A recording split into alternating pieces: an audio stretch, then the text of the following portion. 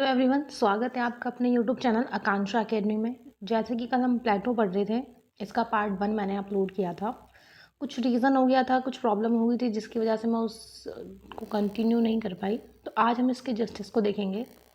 कल हमने इसका जस्टिस का पार्ट थोड़ा बहुत पढ़ लिया था, तो आज हम वही आगे करेंगे इसका। जैसे कि हमने कल देखा था कि जो प्लेटो है, प्लेटो ने जो उसका जो एक सिद्धांत दिया है, आत्मा का जो सिद्धांत दिया है, ठीक है, सोल की जो थ्योरी, एक जो थ्योरी दी है, उसमें उसने वो बोला है कि व्यक्ति में क्या 3 गुण होते हैं। ठीक है, रीज़न, करेज और आपका एपिटाइट। एपिटाइट को आप इच्छा भी बोल सकते हो, इंग्लिश में डिज़ायर भी बोल सकते हो। तो उसने ये बोला है। फिर आता है कि जो जिसमें बुद्धि ज़्यादा होगी वो क्या करेंगे, वो आपके कहलाएंगे मैन ऑफ गोल्ड। ठीक है, मीन्स सोने का व्यक्ति। और मतलब वो कहेंगे वो रूलिंग क्लास का होंगे, रूलिंग मतलब वो रूल करेंगे। ठीक है, जिनमें बुद्धि ज़्यादा होगी वो रूल करेंगे। और उसके साथ ही जिस व्यक्ति में करेज ज़्यादा होगा, जिसमें साहस ज़्यादा होगा, वो क्या होंगे, वो सोल्जर क्लास का हिस्सा होंगे। वो एक तरीके से सोल्जर होंगे। फिर तीसरे वर्ग में उसने किसको बताया है, एपिटाइट, कि जिनमें इच्छाएं ज़्यादा हैं, डिज़ायर ज़्यादा हैं। उसमें कौन से वर्ग को आएंगे, इस लास्ट में रखा है प्रोड्यूसिंग क्लास, मतलब कि वो उत्पादक वर्ग का हिस्सा होंगे। तो ये 3 हमने कल देखे थे। अब इससे आगे आज हम कंटिन्यू करेंगे।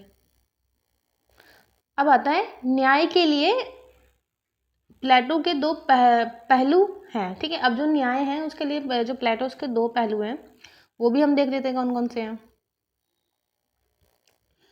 जिस व्यक्ति में जो भी काबिलियत है उसे वही काम करना चाहिए। अच्छा, अब इसमें क्या है, न्याय के 2 पहलू हैं। व्यक्ति के लिए न्याय, कि जो व्यक्ति है उसके लिए न्याय क्या है। ठीक है, इंडिविजुअल जस्टिस फॉर इंडिविजुअल। जिस व्यक्ति में जो भी काबिलियत है उसे वही काम करना चाहिए। अगर कोई व्यक्ति अपनी काबिलियत के हिसाब से कोई काम कर रहा है तथा उसमें कोई हस्तक्षेप नहीं कर रहा, तो उस व्यक्ति के लिए वही न्याय है। अब क्या बता रखा है, जैसे कि मान लो कि जिसमें जो को काबिलियत है उसको वो काम करना चाहिए। और अगर कोई भी इंसान, कोई तीसरा या फिर कोई दूसरा इंसान उसके काम में हस्तक्षेप नहीं कर रहा, तो उस व्यक्ति के लिए क्या न्याय होगा, वही न्याय होगा। जैसे कि मान लो कुछ बच्चे होते हैं, कुछ लड़कियां होती हैं। जैसे कि मान लो कि कोई एक लड़की है, उसको ना डांस का बहुत शौक है। वो चाहती है कि वो डांस के क्षेत्र में क्या हो, नृत्य के क्षेत्र में क्या वो आगे जाए। लेकिन उसके जो पेरेंट्स हैं वो नहीं चाहते। वो चाहते हैं उसको आईएएस ऑफिसर बनाना, यूपीएससी वगैरह। ठीक है, तो वो ये चाहते हैं। अब क्या है, अब वो लड़की को मान लो ज़बरदस्ती वो काम करवा भी दिया, उसको पढ़ने बैठा भी दिया, आप यूपीएससी करवा भी रहे हो, मतलब उसने 3 4 5 6 अटेम्प्ट दिए, वो फेल हो रही है। क्यों? क्योंकि उसका मन नहीं है ना। तो एक तो ये चीज़ होगी। तो यही चीज़ इन्होंने बोली कि जिसको जो काम आता है उसको वही करने दो। अगर तो उस लड़की के लिए न्याय क्या होगा, कि उसको डांस क्लास में जाने दिया जाए, है ना। न्याय तो उसके लिए वही होगा। तो ऐसे ही बताया हुआ है कि अगर किसी को आता है ना रूल करना, अगर मान लो किसी को बहुत ज़्यादा देश चलाना आता है, किसी को प्रधानमंत्री बनने का शौक है और या फिर राष्ट्रपति बनने का शौक है, उसमें वो गुण है उस व्यक्ति में कि वो रूल कर पाएगा। ठीक है, वो नेतृत्व कर पाएगा, तो उसको वही काम करना चाहिए। उस व्यक्ति के लिए क्या होगा, वही न्याय होगा। ठीक है, वो व्यक्ति के लिए न्याय है, व्यक्ति के लिए। सरल शब्दों में कहते हैं, कहें तो जिस व्यक्ति में रीज़न है वह रूल करे, मतलब कि राजा शासक। अच्छा, ये जो उसने ये 3 जो बताए हुए हैं जस्टिस के, अपने जो एक तरीके से मान लो क्लासिफिकेशन दिया है, आप इसको थोड़ा अगर मैच कर पाओगे तो ये देखना कि जो हमारे देश की जो वर्ण व्यवस्था है ना, ये इससे काफ़ी सिमिलर है, इससे बहुत ज़्यादा सिमिलर है। आपका मतलब जैसे कि हम भारत में क्या है, भारत में वर्ण व्यवस्था दी हुई है, उसमें लेकिन 4 वर्ण है। इसने लेकिन अपने जस्टिस की थ्योरी में सिर्फ 3 बताए हुए हैं। तो वो थोड़ा सा ना कहीं भारत से भी प्रभावित थे। ऐसा बोलते हैं कि ये भारत भारत आए थे, ऐसा बताते हैं। उसके बाद क्या बता रखा है कि जिस व्यक्ति में क्या है, रीज़न ज़्यादा है उसे मतलब वो रूल करे। जिस व्यक्ति के पास साहस ज़्यादा, मतलब ये रिपीटेड लाइन वही बताया हुआ है। उसके आगे हम देखते हैं। अब ये क्या था, ये व्यक्ति के लिए न्याय था। आप इसके शॉर्ट नोट्स बना सकते हो, आप इसको ये जैसा लिखा है एज इट इज़ वैसा भी लिख सकते हो, क्योंकि ये ना मेरे नोट्स हैं। ठीक है, मैंने इनको बीए में यूज़ करे हैं। दूसरी बात ये कि अब जो मैं पढ़ रही हूँ अपने किसी दूसरे पेपर के लिए, तो उसमें ना इसी में से कुछ शॉर्ट शॉर्ट नोट्स बनाने पड़ते हैं वहाँ पे। तो ये आपके लिए मतलब इम्पॉर्टेंट हो सकते हैं। और अगर आप देखें तो आप अगर इग्नू से हैं, इग्नू से आप पॉलिटिकल साइंस कर रहे हैं, तो मास्टर मतलब पॉलिटिकल साइंस कर रहे हैं, तो आपको सेकेंड ईयर में ही काम आ सकते हैं। समाज के लिए न्याय, अब वो तो हो गया कि व्यक्ति के लिए न्याय क्या है, अब बात की गई है समाज के लिए न्याय। जस्टिस फॉर सोसाइटी, समाज के स्तर पर जो न्याय की अवधारणा है वह व्यक्ति के स्तर पर न्याय की अवधारणा में छुपी हुई है। अब क्या बता रहा है, अब हम इसको एक सिंपल सी लैंग्वेज में देखते हैं। दूसरे शब्दों में कहें, जितने भी व्यक्ति हैं मतलब जिसमें रीज़न है, रीज़न के साथ वह रूलिंग क्लास के पार्ट हैं, और जितने भी व्यक्ति हैं स्पिरिट के साथ वह वॉरियर क्लास का पार्ट है, और जितने भी व्यक्ति हैं डिज़ायर के साथ वह प्रोड्यूसिंग क्लास का पार्ट है। और हर व्यक्ति हर क्लास का स्पेसिफिक ड्यूटी कर रहा है। अब इसमें क्या बताया हुआ है कि समाज के लिए न्याय क्या है, कि जिस व्यक्ति का जो काम है भैया वो काम कर रहा है। अगर किसी के पास रीज़न बहुत ज़्यादा है तो वो रूल करेगा, मतलब वो रूलिंग क्लास का पार्ट होगा। और जिस व्यक्ति में स्पिरिट ज़्यादा है, ठीक है, और या फिर करेज ज़्यादा है, तो वो कौन सी क्लास का हिस्सा आएगा, वो वॉरियर, एक तरीके वो सैनिक वर्ग का हिस्सा होगा। वहीं तीसरा क्या बताया हुआ है, जिसमें डिज़ायर ज़्यादा है वो प्रोड्यूसिंग क्लास, मतलब उत्पादन करेगा, वो किसान वर्ग होगा, वो शिल्पकार होगा, ठीक है, वो ये सारी चीज़ें करेगा।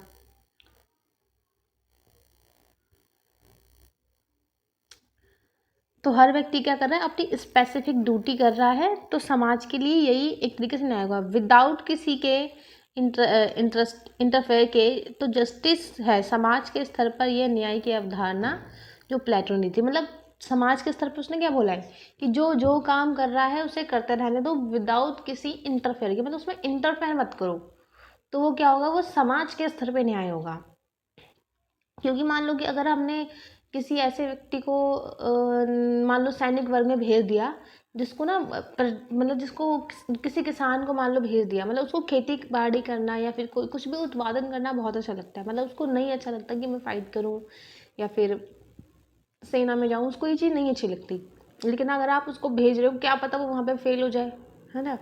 अगर वो वहाँ पे फेल हो जाएगा या फिर मान लो उसको डर लग रहा है, अगर उनको किसी हमारे किसी दुश्मन ने पकड़ लिया, किसी दूसरे देश के दुश्मन ने पकड़ लिया, तो क्या पता हमारे देश की गुप्त जानकारी को वो बता दे डर के मारे अपनी जान बचाने के लिए। तो ये इसलिए कहते हैं कि ये समाज के स्तर पे ना है। अब भाई वो बता देगा तो तुम पे हमला हो जाएगा ना, हमारे देश पे या अपने देश पे। तो इसलिए कहते हैं कि समाज के स्तर पे यही न्याय है कि जिसको जो काम आता है वो काम करो। इसमें ना रिपीटेडली चीज़ें दी गई हुई हैं, ठीक है, बार बार एक चीज़ों को दिया हुआ है। द आइडल स्टेट, अब इसमें बताया हुआ है idle state. Just a minute. तो यहाँ बात करेंगे हम प्लेटो के आइडियल स्टेट की, मतलब कि आदर्श राज्य की। अब बताया हुआ है कि एक, जैसे कि मैंने ना यहाँ पे कुछ त्रिकोण ये बनाए हुए हैं, ठीक है, ये बनाया हुआ है। अब आप देखना कि सबसे ऊपर वाले में मैंने किसको रखा हुआ है, राजा को, ठीक है। राजा को रखा हुआ है। राजा में क्या है, बुद्धि ज़्यादा है, इसीलिए वो सबसे ऊपर वाला हिस्सा है, मतलब सबसे ऊपर है। फिर आता है सोल्जर, ठीक है, जिसमें करेज ज़्यादा है, तो वो क्या होगा, वो सोल्जर वर्ग का हिस्सा होगा। और जो वर्कर्स है, सॉरी वर्कर कह रही हूँ मैं, जो हाँ जिसमें एपिटाइट ज़्यादा है, वो क्या होंगे, वो प्रोड्यूसिंग क्लास का हिस्सा होंगे, मतलब आप उसको वर्कर भी कह सकते हो। तो ये आइडियल स्टेट की इसमें बात करें। अब हम धीरे धीरे इसके कुछ कुछ पॉइंट देखेंगे क्या क्या है इसमें। जब न्याय की अवधारणा की स्थापना होगी, तब न्याय की अवधारणा जो आइडियल मैन अर्थात आदर्शात्मक व्यक्ति की संकल्पना हो, संकल्पना को पूरा कर पाएंगे। अब क्या बता रखा है, जब हम न्याय की बात करते हैं, जब न्याय की स्थापना होगी तभी हम क्या करेंगे, एक आइडियल मैन, ठीक है, या फिर एक आइडियल स्टेट, आइडियल सबसे पहले हम एक आइडियल, मान लो हमने जस्टिस कर दिया, जस्टिस हो गया। उसके बाद अगर हम जस्टिस हमने दे दिया, तभी हम क्या करेंगे, एक आइडियल मैन की कल्पना कर सकते हैं, पूरा कर सकते हैं कि हाँ हमारे देश को चलाने के लिए ये जो हमने इंसान चुना है वो एकदम परफेक्ट है। न्याय की अवधारणा से आदर्शात्मक व्यक्तियों और उसके समूह आदर्शात्मक समाज का नेतृत्व करेंगे। अब क्या है, जो हमने उसको दिया है कि भाई तुम्हें करीब जानी रीज़न ज़्यादा है, तो तुम क्या हो गए, रूलिंग क्लास का पार्ट हो गए। तो उससे क्या होगा, उसके बाद जो व्यक्ति होगा, मतलब कि जो आइडियल मैन होगा, वो समाज का नेतृत्व करेगा।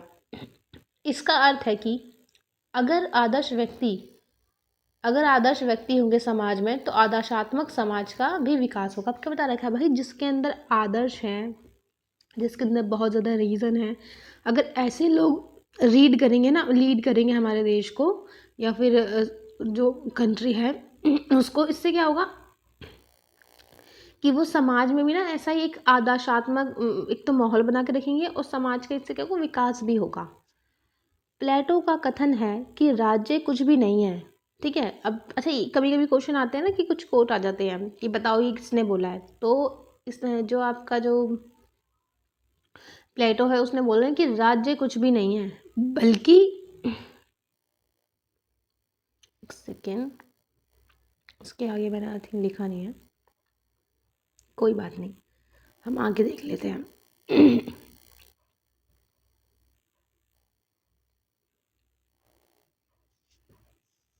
सबाइन के अनुसार प्लेटो का परफेक्ट स्टेट। अब जो सबाइन है, अब देखो प्लेटो ने कुछ बोला है, फिर लोगों ने भी तो उस पर इनको थोड़ा बहुत क्रिटिसाइज भी किया है, ठीक है, इनके बारे में अच्छा भी बोला होगा।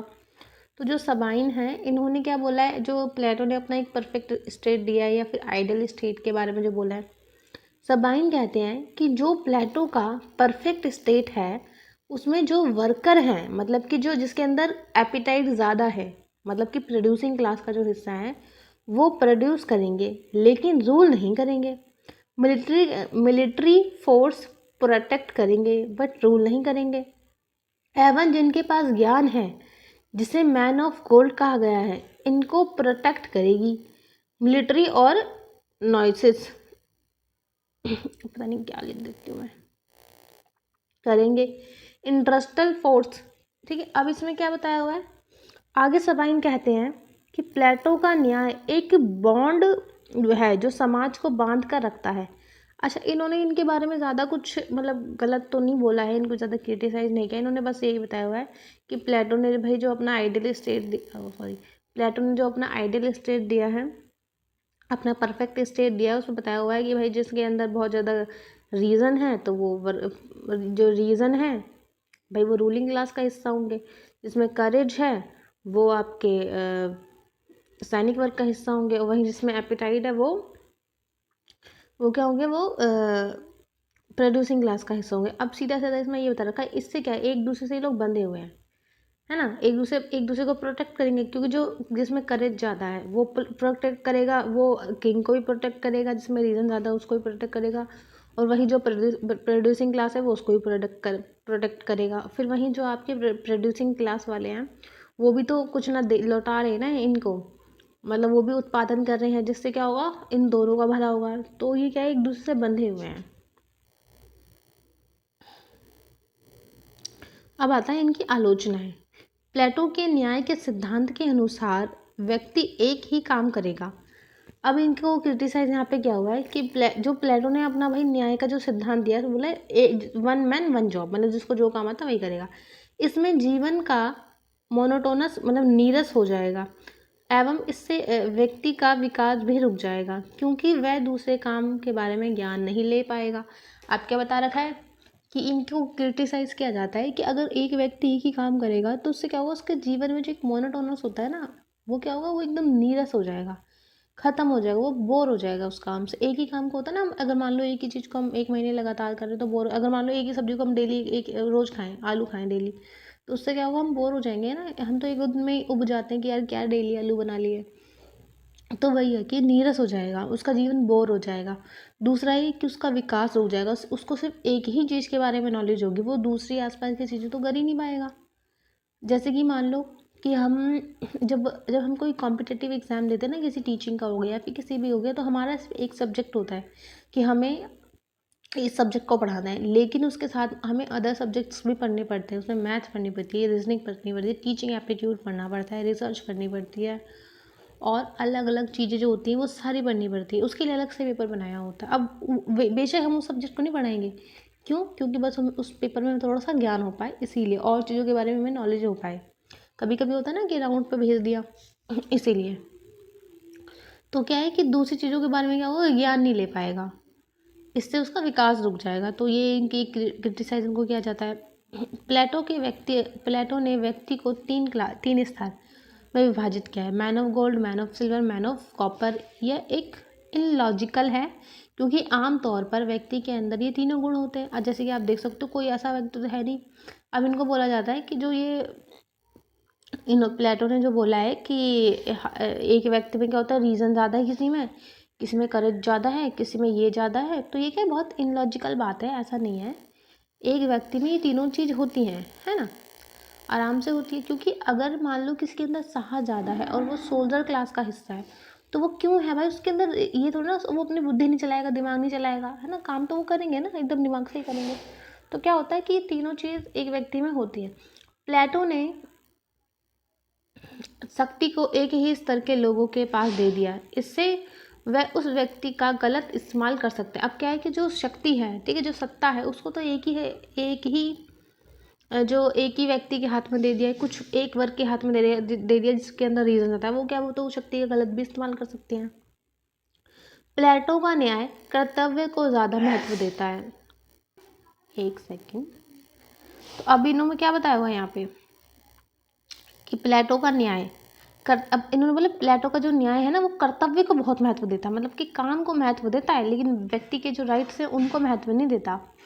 एक तो ये चीज़ बोली हुई है। फिर बोला हुआ है कि अगर अर्थव्यवस्था में एक ही व्यक्ति के स्तर के लोगों के हाथों में प्रॉपर्टी दे दोगे जिसके अंदर एपेटाइट ज़्यादा है, तो इससे क्या होगा कि बाकी लोगों के पास प्रॉपर्टी नहीं रहेगी, ऐसा बोलते हैं। और ये तुलना किसने करी है, अरस्तु, ये आलोचना किसने करी है, अरस्तु ने किया। अरस्तु कौन थे, इनके शिष्य थे। तो ये देख सकते हो इन अरस्तु के और प्लेटो के जो विचार थे वो मैच नहीं होते थे, क्योंकि जो प्लेटो ने अपना आइडियल स्टेट दिया है, या फिर जो इसने जो जस्टिस की जो थ्योरी दी ना, ये बहुत ज़्यादा ना इनलॉजिकल चीज़ है। तो ये ना अच्छा, हाँ, जिन्होंने एक आइडियल स्टेट दिया ना, वो तो बिल्कुल ही इन्होंने शिक्षा के ऊपर भी सिद्धांत दिया है, तो वो तो बिल्कुल ही कहते हैं ना एक इमेजिनरी, काल्पनिक है एकदम, बिल्कुल ही काल्पनिक, बिल्कुल हकीकत से कोई मैच ही नहीं है, हो ही नहीं सकता ऐसा। तो और वहीं जो अरस्तु होते हैं वो एकदम फैक्ट्स पे बात करते हैं, जो प्रैक्टिकल चीज़ें उन पे बात करते हैं, तो इसलिए इनके जो विचार हैं वो मेल नहीं खाते। उसके आगे देखेंगे हम। तो अब हम बात करेंगे इनके शिक्षा के सिद्धांत की, कि प्लेटो के अकॉर्डिंग मतलब जो उन्होंने अपने शिक्षा का सिद्धांत दिया वो क्या है, थ्योरी ऑफ एजुकेशन। शिक्षा का सिद्धांत प्लेटो के, ये थोड़ा सा गलत हो गया यहाँ पे, ठीक है, प्लेटो के दर्शन का महत्वपूर्ण हिस्सा है, क्योंकि शिक्षा के माध्यम से ही हम ये आइडेंटिफाई कर पाएंगे कि किस व्यक्ति में डोमिनेंट ट्रेट मतलब प्रभावी लक्षण है। मतलब कि शिक्षा के माध्यम से हम क्या पता कर पाएंगे कि किस व्यक्ति में क्या चीज़ ज़्यादा है। तो ये क्या है कि जो प्लेटो का जो दर्शन है, इसकी सबसे मतलब महत्वपूर्ण हिस्सा है एजुकेशन, क्योंकि इसके माध्यम से हम आइडेंटिफाई कर पाएंगे, क्योंकि इसके माध्यम से हम ये आइडेंटिफाई कर पाएंगे कि कौन फिलोसफर किंग बनेगा, क्योंकि जिसके पास ज्ञान रीज़न वाला होगा वही किंग बन सकता है, जो कि आइडियल स्टेट पर रूल करेगा। तो इसके माध्यम से क्या आइडेंटिफाई कर पाएंगे हम कि भाई किसके अंदर रीज़न ज़्यादा है, क्योंकि भाई एक फिलोसफर किंग बनेगा। इनका सीधा साधा कहने का मतलब ये है कि जो रूल करे ना, वो उसको एक फिलोसफर होना चाहिए, मतलब इतना एजुकेटेड, इतना उसके अंदर रीज़न होना चाहिए ना ज़्यादा, ताकि वो ज्ञान का कहते हैं ना भंडार होना चाहिए, वही किंग बनेगा। तो उसके बाद ही डिसाइड होगा, जब एजुकेशन उसकी कंप्लीट वगैरह हो जाएगी ना, तभी डिसाइड होगा कि वो उसमें क्या क्या ज़्यादा है। प्लेटो को एथेंस की शिक्षा प्रणाली में कुछ कमी लगती थी, वहीं दूसरी तरफ स्पार्टा की शिक्षा प्रणाली की कुछ चीज़ें पसंद थी। स्पार्टा की उन चीज़ों को, अच्छी बातों को लेकर प्लेटो की शिक्षा का सिद्धांत पेश करते हैं। अब मैं आपको एक चीज़ बता देती हूँ, कल हमने पढ़ा था कि ये जो स्पार्टा और एथेंस, इनके बीच वॉर होता है, ठीक है, इनके बीच जो वॉर होता है, और ये क्या है, एक मतलब एक कहते हैं ना पड़ोसी देश, बोल लो पड़ोसी देश है स्पार्टा। अब क्या बताया हुआ इसके अंदर कि मैंने आपको बताया ना कि स्पार्टा और जो एथेंस है, मान लो एक दूसरे के पड़ोसी देश है, वो मतलब वो तो थे आसपास के देश ही थे। तो अब क्या था कि जो स्पार्टा है ना, हमने इससे पहले वाले जो कल हमारा टॉपिक में पढ़ाई थी उसमें बताया था कि स्पार्टा और एथेंस के बीच में वॉर हुआ था, जिसके अंदर क्या होता है कि एथेंस हार जाता है। तो जो स्पार्टा की जो शिक्षा प्रणाली है, इससे बहुत ज़्यादा प्रभावित होते हैं कौन, प्लेटो। क्यों, अब हम वो भी देखते हैं। राज्य स्पार्टा, मतलब जो स्पार्टा है उसका एजुकेशन सिस्टम में मतलब प्लेटो को क्या क्या पसंद था। राज्य शिक्षा का जिम्मा लेकर रखता था एवं सभी व्यक्ति को शिक्षा देता था। अब क्या था कि स्पार्टा में ये था कि जो राज्य है ना वो एक तरीके से शिक्षा का जिम्मा लेके रखेगा और सभी व्यक्तियों को शिक्षा देगा। मतलब ज़्यादातर क्या होते थे, मान लो प्राइवेट स्कूल होते थे, मतलब प्राइवेट चीज़ें, सॉरी ज़्यादातर क्या होता था, गवर्नमेंट चीज़ें होती थी। मतलब राज्य का जिम्मा होता था लोगों को एजुकेटेड करना, चाहे उनके पास पैसे हो ना हो, बट उनको एजुकेटेड करना उन्हीं का काम होता था। यह मिलिट्री एजुकेशन यहाँ पे मिलिट्री एजुकेशन कंपलसरी था। अब क्या बता रखा है कि जो यहाँ पे जैसे कि मान लो आपका जो स्पार्टा था, वहाँ पे मिलिट्री एजुकेशन तो देते ही थे, वो तो मतलब कहते हैं ना कंपलसरी ही था कि सबको मिलेगा। महिलाओं को भी बराबर की अपॉर्चुनिटी, मतलब कि अवसर दिए जाते थे, जबकि एथेंस में नहीं था। अब क्या था कि उस ऊपर देखो, मैं एक चीज़ बताती हूँ। इसके अंदर मैंने पढ़ा कि जो राज्य है ना वो क्या करती थी, एजुकेशन का जिम्मा लेती थी, जो कि क्या था, एथेंस में नहीं था। और एथेंस में मिलिट्री का भी नहीं था कि कंपलसरी ही होगा मिलिट्री देना। और साथ में महिलाओं को भी क्या था, बराबर की अपॉर्चुनिटी नहीं दी जाती थी। तो इसलिए इनको कहाँ पे नहीं थी, कहाँ पे नहीं दी जाती थी, एथेंस में नहीं दी जाती थी महिलाओं को बराबर की अपॉर्चुनिटी। तो इसलिए भी जो आपके प्लेटो थे उनको नहीं पसंद था एथेंस की शिक्षा प्रणाली। फिर आता है एथेनियन शिक्षा प्रणाली, जिसे प्लेटो नापसंद करते थे। अब बता रखा है एथेंस में एथेंस की जो शिक्षा प्रणाली है उसके बारे में। एथेंस का एजुकेशन सिस्टम प्राइवेट हाथों में था, जहां सूफी पढ़ाते थे और बहुत हैवी अमाउंट चार्ज करते थे, जिससे गरीब वर्ग के लोग तक शिक्षा नहीं पहुंच पाती थी, केवल अमीर वर्ग के लोगों तक ही शिक्षा ग्रहण कर पाते थे। अब मैंने आपको कल बताया था कि क्या था ना कि एक तो एथेंस में डेमोक्रेसी थी, तो वहाँ पे जो वहाँ पे ना कुछ सूफी लोग आए थे, ठीक है, सूफी लोग आए थे, और वो क्या करते थे, वो एजुकेट करते थे लोगों को, वो पढ़ाते थे, लेकिन क्या था, वो बहुत हैवी अमाउंट में पढ़ाते थे। उसके साथ ही आपके जो सुकरात है वो भी आए थे, वो भी मतलब एक आए थे, और लेकिन वो क्या करते थे, वो ना पैसे नहीं लेते थे, मतलब एजुकेशन फ्री में देते थे, तो इसलिए वो बहुत ज़्यादा फेमस थे। तो बाकी जो सूफी थे वो मतलब बहुत ज़्यादा हैवी अमाउंट चार्ज करते थे, जिससे क्या होता था कि जो सिर्फ जो अमीर वर्ग के बच्चे हैं ना वही पढ़ पाते थे, और जो गरीब वर्ग के बच्चे हैं वो नहीं पढ़ पाते थे।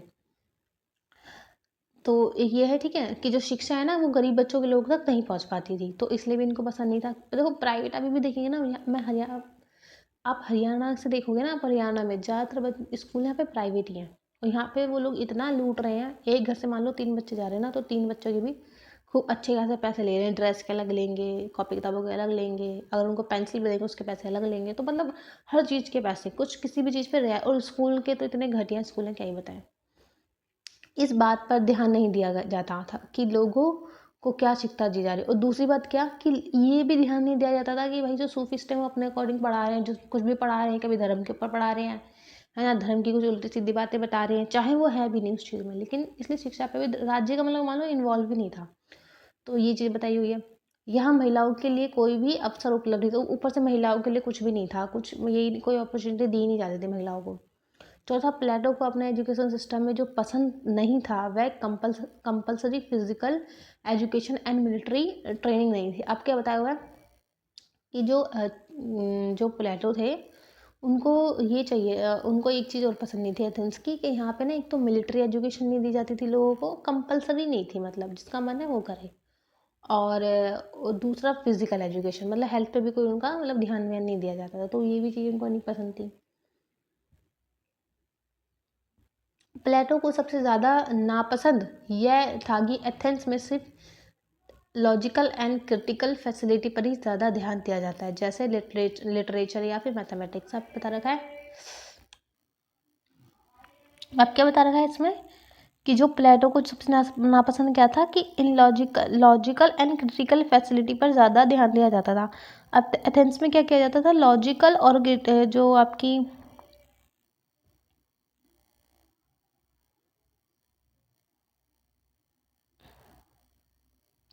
लॉजिकल और जो क्रिटिकली जो फैसिलिटी होती थी उस पर ज़्यादा ध्यान दिया जाता था। और जैसे कि मान लो आपका लिटरेचर हो गया, मैथमेटिक्स हो गया, बस इन्हीं पे ध्यान दिया जाता था, बाकी चीज़ों पे नहीं। इन सब पर ज़्यादा ध्यान दिया जाता था, परंतु प्लेटो का मानना था फिलॉसफी पर ध्यान दिया जाए, क्योंकि प्लेटो के अनुसार फिलॉसफी वह माध्यम था जिसके अनुसार हम सच्चाई को जान सकते थे। अब क्या कहते हैं, प्लेटो को क्या चाहिए था कि फिलॉसफी पर ज़्यादा ध्यान दी जाए। फिलॉसफी से हम क्या कर पाएंगे कि जो सच्चाई है ना उसको जान पाएंगे। तो ये कहना था प्लेटो का।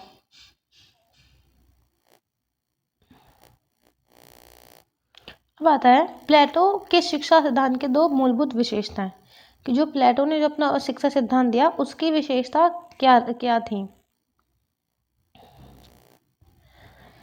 प्लेटो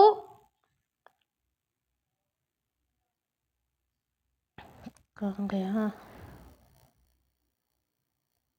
अब इसमें क्या बताया हुआ है, इसमें बताया हुआ है कि राज्य प्रयोजित, कि मतलब कि जो स्टेट है, स्टेट को शिक्षा को मतलब प्रयोजित करना चाहिए, मतलब स्टेट इन्वॉल्व होना चाहिए शिक्षा के क्षेत्र में। क्योंकि क्या है, अब भाई प्राइवेट हाथों में तुम चीज़ें दे रहे हो वो बहुत महंगी करेंगे, और जो गरीब वर्ग के बच्चे हैं वो शिक्षा नहीं ले पाएंगे। तो स्टेट को ही प्रयोजित करनी पड़ेगी जो शिक्षा है वो। फिर उसके बाद बताया हुआ है कि सभी नागरिकों को अवसर की समानता देनी चाहिए, मतलब जो जितने भी सिटीजन है हमारे उनके देश में, एथेंस में, उन सबको समानता देनी चाहिए। और ऐसा नहीं करनी चाहिए कि मतलब सभी नागरिकों को, ये उसमें ना जन्म भी देखना नहीं चाहिए, लिंग भी देखना, जेंडर नहीं देखना चाहिए, किस आधार पर, ये सब नहीं देखना चाहिए, सबको इक्वल अपॉर्चुनिटी देनी चाहिए। देन उसके बाद हम आगे देखते हैं। अब क्या बताया हुआ है कि platonic system of education was systematic and progressive, he divided the education into two parts. ठीक है, अब बताया हुआ है कि जो प्लेटो का जो एजुकेशन सिस्टम है वो क्या है, वो सिस्टमैटिक है, मतलब कि व्यवस्थित है, और प्रोग्रेसिव है, मतलब कि प्रगतिशील है। ठीक है, प्रगतिशील है। इन्होंने मतलब डिवाइड किया हुआ है, इनका जो एजुकेशन सिस्टम है इनको दो पार्ट में डिवाइड किया हुआ है। एक दिया हुआ है इसने बेसिक एजुकेशन, और एक होता है हायर एजुकेशन। अब आता है, हम बात करते हैं इसकी। Further, the basic education was divided into 3 stages. अब बता रखा है कि जो बेसिक एजुकेशन है, जो फर्स्ट सब स्टेज है, मतलब कि ये वाला, इसको भी 3 उसमें पार्ट्स में डिवाइड किया हुआ है। इसमें 6 साल के बच्चे को रखा गया है, लड़का और लड़की दोनों दोनों को समान अवसर उपलब्ध है। अब क्या इसमें बताया हुआ है कि जो फर्स्ट स्टेज है उसमें 3 पार्ट्स में डिवाइड किया हुआ है। ठीक है, कौन कौन से, तो जो फर्स्ट सब्जेक्ट मतलब जो सब स्टेज होगा उसमें क्या होगा, इसमें 6 साल के बच्चे को रखा गया है, लड़का और लड़की दोनों।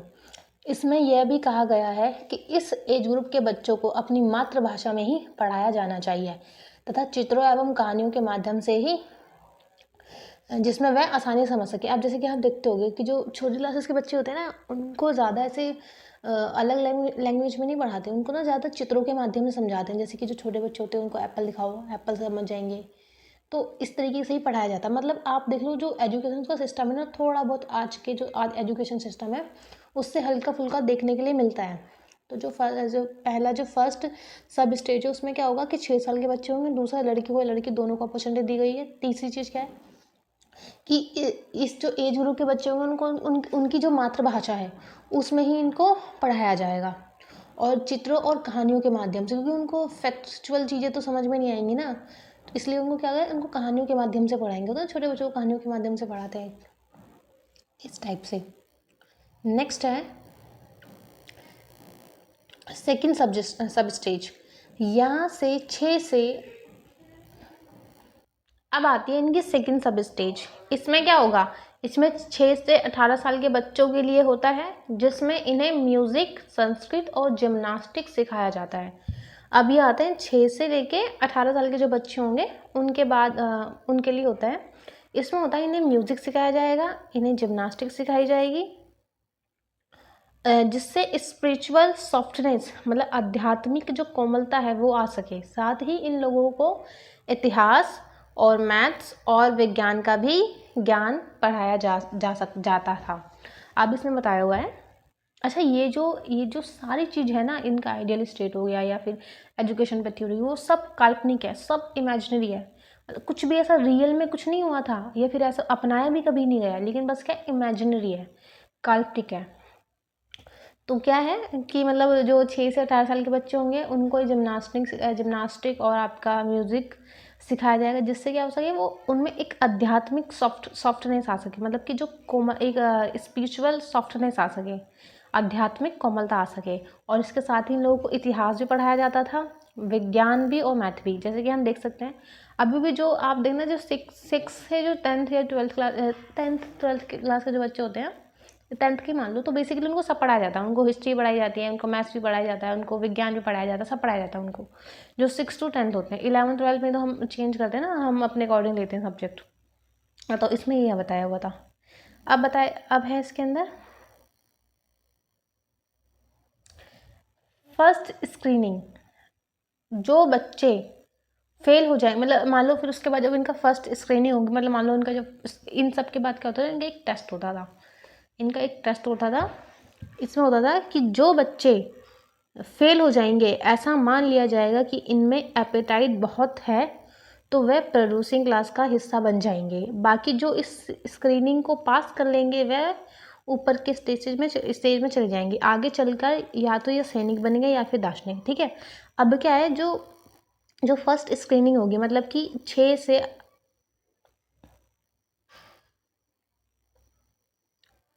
18 साल के बाद जो इनकी स्क्रीनिंग होगी, इसमें क्या होगा, इसमें जो बच्चे फेल हो जाएंगे, जो बच्चे क्या होंगे, फेल हो जाएंगे, तो ऐसा मान लिया जाएगा कि इनमें क्या है, एपिटाइट बहुत ज़्यादा है, इनमें डिज़ायर बहुत ज़्यादा है। तो ये क्या कहलाएंगे, ये प्रोड्यूसिंग क्लास का हिस्सा कहलाएंगे। इनको आगे नहीं जाने दिया जाएगा और ये प्रोड्यूसिंग क्लास का हिस्सा बन जाएंगे। फिर इस स्क्रीनिंग में जो बच्चे पास हो जाएंगे, मतलब कि जो ये टेस्ट होगा उसमें जो पास हो जाएंगे, आगे चलकर या तो वो सैनिक बनेंगे या फिर दार्शनिक बनेंगे। ठीक है, वो तो हम आगे देखेंगे। फिर आता है थर्ड सब स्टेज। इसमें 18 से लेकर 20 साल के बच्चे आते हैं जिन्हें मिलिट्री एजुकेशन दी जाती है। अब क्या होता है, जो ये बच्चे पास होंगे ना, उसके बाद 18 से 20 साल, मतलब उनको 2 साल पढ़ाया जाएगा, उसमें इनको मिलिट्री एजुकेशन दी जाएगी। उसके बाद देखते हैं, मिलिट्री एजुकेशन दे दी। अब आते हैं इनकी जो सेकेंड स्क्रीनिंग होगी, मतलब फिर 2 साल बाद जो बच्चे यह एग्ज़ाम पास कर जाते हैं, तो वो हायर एजुकेशन के लिए जाते हैं। और जो इस एग्ज़ाम में फ़ेल हो जाते हैं, वह वॉरियर क्लास का हिस्सा बन जाते हैं। अब क्या है, आपका 6 से 18 साल के बाद एक एग्ज़ाम होता है, एक स्क्रीनिंग होती है, जिसमें जो बच्चे पास हो जाते हैं वो आपकी प्रोड्यूसिंग क्लास का हिस्सा हो जाते हैं। फिर आपके पास 18 से लेकर 20 साल, 2 साल उनको मिलिट्री एजुकेशन दी जाती है। और जो बच्चे उसके अंदर पास हो जाते हैं, जो पास हो जाएंगे वो क्या करेंगे, वो हायर एजुकेशन के लिए जाएंगे। लेकिन जो बच्चे पास नहीं हो पाते, वो क्या होंगे, वो आपके सैनिक वर्ग का जो है वो हिस्सा बन जाएंगे। फिर आते हैं थर्ड, हायर एजुकेशन। इसमें देखना हमारी जो पूरी जो तीन चीज़ें वो हो गई हायर एजुकेशन। अब इनका सेकंड बताया हुआ है। हायर एजुकेशन में भी इसकी स्टेज बताई हुई है। इनकी फर्स्ट सब स्टेज, इसमें 20 से 35 साल के समूह के लोग आते हैं, जिन्हें thoughts, logic, philosophy and dialectical, इसका मतलब होता है कुछ व्यक्ति, डायलेक्टिक, इसका मतलब है कि कुछ व्यक्ति बैठ कर किसी एक टॉपिक पर अपनी अपनी राय देते हैं। एक तरीके से मान लो, इसका मतलब होता है केवल हम एक टॉपिक लेते हैं, उस पर डिबेट करते हैं, इस तरीके से। तो इस एज में कौन से बच्चे आते थे, हायर एजुकेशन की जो फर्स्ट सब स्टेट है, इसमें आते थे 20 से 35 साल के समूह के लोग आते थे। और इसमें उन्हें थॉट्स, लॉजिक, फिलॉसफी, ये सारा, और डायलेक्टिकल जो चीज़ होती हैं उन टॉपिक को मतलब पढ़ाया जाता था। और आगे चलकर ये फिलॉसफर बन जाएंगे, जिसमें रीज़न होगा या विजडम होगी। अब इनकी ये लास्ट स्टेज है, मतलब कि यही जो बच्चे निकले हैं ना, 18 से 20 साल के जो बच्चे निकले हैं, वो तो निकल गए अपना एग्जाम वगैरह। अब ये हायर एजुकेशन है, अब इन्हीं में सारी क्या बनेंगे, इन्हीं में से फिलॉसफर बनेंगे। सेकेंड सब स्टेज, इसमें 35 से 50 साल की उम्र के लोग आते हैं, जो फिलॉसफर बन तो गए, परंतु फिलॉसफर किंग बनना भी बाकी है। अभी क्या बता रखा है, अभी फिलॉसफर किंग रह गए, मतलब कि फिलॉसफर तो बन गए लेकिन फिलॉसफर किंग नहीं बने अभी तक सेकेंड सब स्टेज में। यहाँ लोग एडमिनिस्ट्रेशन के अलग अलग कार्यों में सहयोग करेंगे। ऐसा कहा गया कि फर्स्ट हैंड एक्सपीरियंस को 15 साल तक गैर गेन, एक्चुअली मुझे समझ में आ रहा है मैंने क्या लिखा हुआ है, कर लेने तब ये फिलोसफर किंग बन जाएंगे। एक second, just a minute. Basically इसमें बस यही बता रखा है कि जो इनकी जो पढ़ाई होगी, ठीक है, अब मतलब जिन्होंने 35 से 50 साल के आसपास जो इन्होंने की है, कि जो 15 साल की पढ़ाई करी है, अब इनके पास क्या है कि इनके पास बहुत ज़्यादा एक्सपीरियंस आ गया है। 15 साल का जो एक्सपीरियंस उनको गेन कर लिया, अब फिलोसफर किंग बनने के लिए तैयार हो गए हैं। मैंने बताया ना ये कुछ प्रैक्टिकल नहीं था, बस ऐसा सोचा गया था, और ना ही कोई ऐसा राज्य बना आज तक। देन इसके बाद हम देखते हैं, अब हम कल इसके बारे में पढ़ेंगे। इसमें बताया हुआ है प्लेटो का फिलोसफर किंग, कि जो प्लेटो है उन्होंने क्या मतलब बात की है अपने आइडल, एक कहते हैं ना प्लेटो को फिलोसफर किंग कैसा होगा उस चीज़ पे। उसके बाद ही हम कल ही इस टॉपिक को कंप्लीट कर देंगे, प्लेटो वाला टॉपिक, और मैं ना आपको उसके कुछ शॉर्ट नोट्स प्रोवाइड करवा दूँगी। और अब अगर आपको ऐसा लगता है कि आपके लिए ये नोट्स इम्पॉर्टेंट है, तो आप मेरे एक टेलीग्राम चैनल ज्वाइन कर लेना, मैं आपको लिंक उसका डिस्क्रिप्शन में डाल दूँगी। तो आज के लिए इतना ही, बाकी का हम कल देखेंगे इसके पार्ट 3 में। और आप मेरे चैनल को ऐसे ही मतलब सब्सक्राइब करें, लाइक करें, शेयर करें। अगर आपको कुछ कमी लगती है तो आप मुझे वो बताएं, जिससे कि मैं